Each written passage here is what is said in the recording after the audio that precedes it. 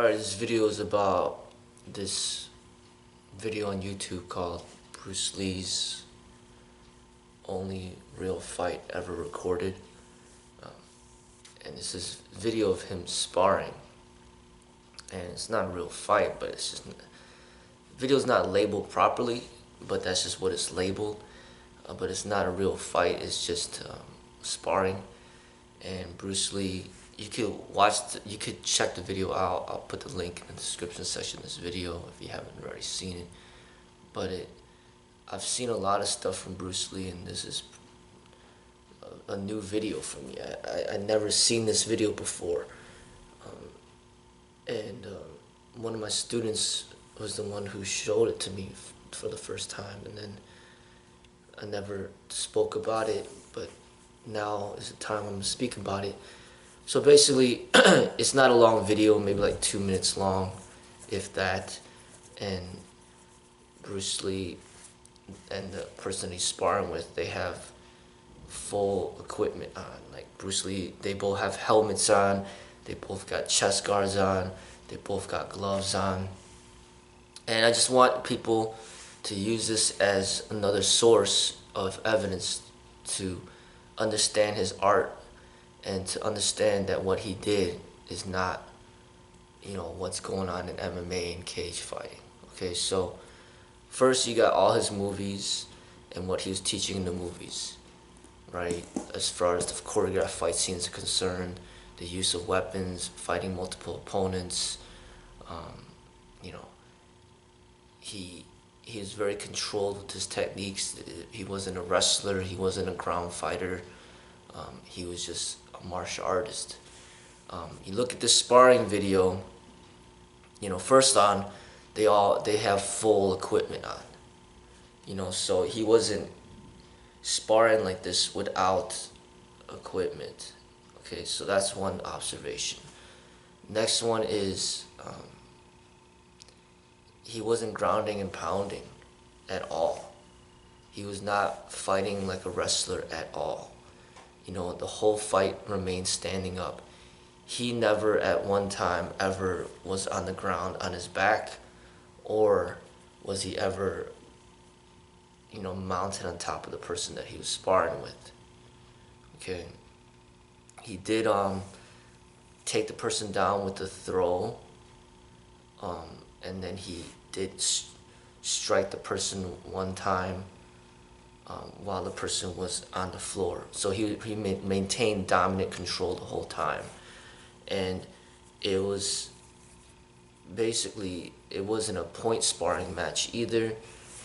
He was demonstrating his mastery of techniques over and over and over again. So even after he threw the person on the ground, struck him one time, he let him get back up, and then he confronted him again. So he consistently went over and over to demonstrate his mastery. All the techniques that he did was very simple, very effective. He wasn't doing anything fancy at all. He didn't do any spinning back fists. He didn't do any spin kicks. He didn't even do a backside kick. He didn't do any jump kicks. Everything was very, very simple. He wasn't even throwing any elbow strikes or knee strikes, because he ended the confrontation with the most efficient techniques, which were the jabs and the front kicks and the hook kicks and the side kicks. He mastered those techniques, and he ended the confrontation immediately. If there was no gear that was going to be worn and he was hitting as hard as he could, every single encounter would have ended the person that he was sparring with. But because there was protective equipment, they were able to do it over and over again. Probably like over 10 times they re-engaged, and every single time Bruce Lee was, the person that was maintaining control and dominance over the entire match. The way that he was sparring is exactly the way that I like to spar. The way that the techniques that I like to practice are exactly what he was doing. So his video of sparring is an evidence to show, to everybody more of an understanding of how his training was, and the things that he focused on, the way that he engaged, before the encounter. Every instance was basically how a fencer was engaged. His footwork, his movement. He was like a fencer, and he was studying fencing before he died. That was what he was studying. And this is the thing that I don't understand, is why is everybody always giving so much credit to Wing Chun, the Wing Chun system, but nobody ever really talks about fencing, of which he studied before he died.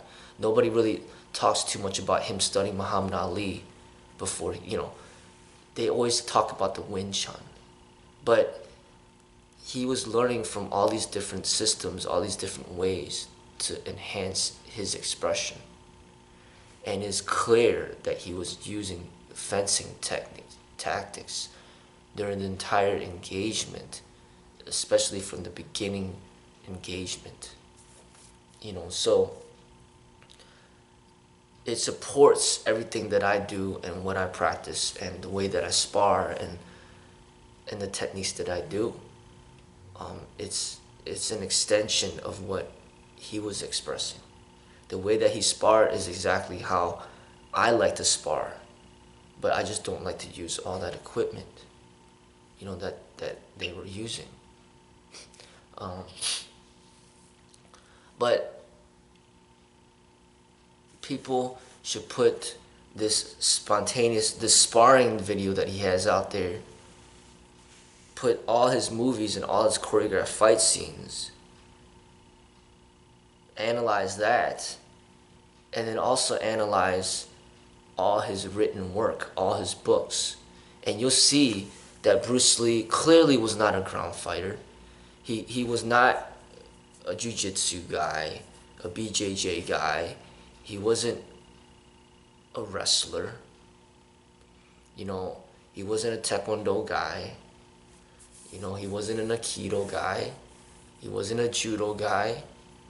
He wasn't a fencer. He wasn't a boxer. He was pretty much representing the entire martial arts in its entirety. But you notice that his style was a stand-up style. That's how all fights start. People always make up this ridiculous statement that all fights end up on the ground, which is untrue. But what is true is all fights start standing up, for the most part. But especially from martial artists that are respectful and that have virtues and values and respect, it all starts standing up, because a martial artist is not going to attack somebody when they're falling asleep or when they're asleep or when they're sitting down. They'll start the engagement standing up. They might even do a bow. And another thing, Bruce Lee did complete the sparring match with a bow as well. And it's very similar to the bow that I do too. So, they start and end the confrontation, the sparring arrangement with a bow. It always starts standing up. And if it ends up on the ground, it ends up on the ground. But usually it does not. Because a martial artist would wait for his opponent to get back up before he spars again. He's not going to go in for the kill, because for what? You're not trying to kill somebody. You're just trying to stop somebody from being a threat. You're not trying to kill them. So the way that he spars supports,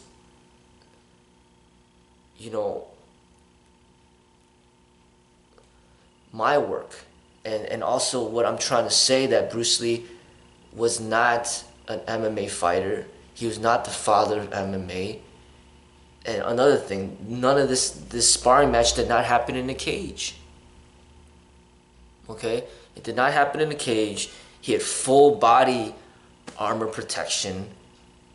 You know, he was not grounding and pounding. There wasn't even, I don't even remember that there wasn't even a referee in there. So people should learn from his movies, they should learn from his books, and they should learn from the sparring video. And they should really have the intelligence enough to put it all together to see that he was not a ground fighter, he was not a cage fighter, he was not a wrestler. He was a martial artist. And yes, martial artists need to learn how to protect themselves on the ground in case somebody does, you know, try to ground and pound them and do whatever. But the thing is, if you perfect your stand-up fighting abilities, then the fight will not end up on the ground because you would have ended the confrontation before it even came close to being on the ground. So meaning, if you're into weapons training and you perfect the weapon that you're good at, you don't need to worry about any of the things that involved hands-on type of, you know, ground fighting or whatnot, because you already ended the confrontation from the stand-up position. You got a gun, you shoot him, he's dead. You got a knife, you stab him, he's done. You got a baton, you hit him with that, he's done. There's no ground fighting there because the fight's already done. It's over. You know, so they all of the matches will always start standing up. So if you do not perfect your techniques in the stand-up position, then yes, it may end up on the ground. But that's just only a small facet of the entire engagement. There's so many opportunities for you to end the confrontation on the standing position before it ends up on the ground. And even if it does end up on the ground, you're supposed to be maintaining dominant control of this entire situation. He demonstrated his perfection and his proficiency over and over again. The sparring match didn't just end in a matter of 5 seconds or 10 seconds. Where you see some of these UFC fighters, you know, at the very beginning of the match, they might get one good punch in and then the fight ends immediately. Like, that's not really showing much of their efficiency and their dominance over their opponent. It was only one time, one punch. You know, if you're really that good, you will do it over and over and over again. And not within just a period of, oh, you know, let's have one 10-second fight and then, you know, a year later have another 10-second fight. It's like, no, demonstrate your proficiency over and over again, all within that one match. Within 2 minutes, you've maybe demonstrated over 10, 20 times that every single time you guys engage, you are the one who dominates the engagement. And then you can reset and do it again, reset, do it again, reset, do it again. You know, and even though he dominated the person, mastered the techniques over the person that he sparred with, he didn't hurt the person too much. The person didn't have to go to the hospital because he had all this protective equipment on, and he was fine. But at the same time, when you watch the video, you could see Bruce Lee dominated the entire match. Now, it may not be as entertaining for these non-martial artists out there that are looking to see blood, looking to see somebody knocked out, looking to see somebody go to the hospital with broken bones. But for martial artists, they could have an appreciation for what was demonstrated. It's mastery of technique. You know, it's not about entertainment, it's about the science of the techniques of which are effective for combat. And this is part of the training in the martial arts. The actual execution of the techniques of which you practice to prove to yourself and your students and pretty much to all martial artists what is truly effective in combat, in self-defense, in survival situations.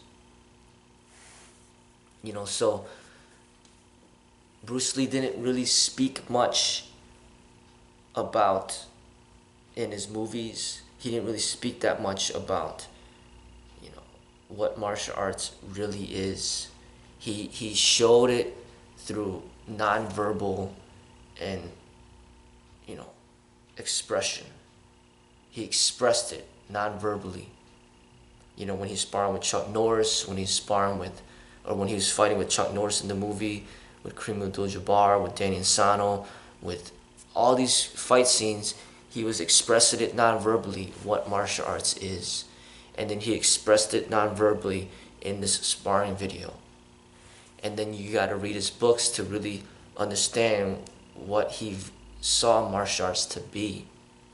And you gotta put it all together and see that he was not promoting MMA. You know, he was not promoting cage fighting. He was not promoting UFC. He was not promoting grounding and pounding somebody until they die. He was not even promoting boxing or kickboxing or Muay Thai or wrestling. He was promoting the martial arts in its entirety with optimum physical fitness, you know, mastery of techniques of survival, and development of meditation and spirituality and philosophy. Being an intelligent and wise person. You know, putting all this together. And when you spar, when you fight, you're not uncontrolled. You are not somebody who's just out of control with anger. You know, he was not sparring with anger. This is all technique. This is science. This is just mastery of technique. And you see it in the video. Watch it for yourself. And learn from him. Because really, he's the only martial artist out there that reached the level of fame that he did to truly educate the people in what martial arts is. And a lot of the stuff out there, all these boxers, Mayweather and Pacquiao and Muhammad Ali and Mike Tyson and all these cage fighters, they might be good at what they do, but they are not martial artists. And they don't have much intelligence. They don't have much wisdom. They don't have any wisdom. They're just good at what they do, good at what the sport that they practice, but none of them are martial artists. They're not intelligent and they're not wise. But Bruce Lee was a martial artist. And he was very intelligent and he was very wise. He's a person that's worth learning from. He's a good role model. But these other people, these fighters, these boxers, these football players, they are not good role models. They might be good athletes, but they're not good role models. Bruce Lee was not only a good athlete, he was a good role model. He was a good person. He was a sage for his time. And there's so much more to learn from him than just getting good at a certain sport. So learn from him. Learn from his videos, his movies, this sparring video, all his writings. Put it all together and understand and see the reality of the truth of what he was expressing. You know, don't call him a fighter because he wasn't. He was a martial artist. And know the difference between what it is to be a fighter and what it means to be a martial artist. And choose for yourself which one you want to be. Which one you want to represent. You know, because if there are more martial artists in this world, that's more positive energy for this world. And it's much needed. We already have too many fighters. We don't need any more of that. So, hopefully, you know, through time, you'll see this. You'll see his work for what it is. And you'll see the distinction.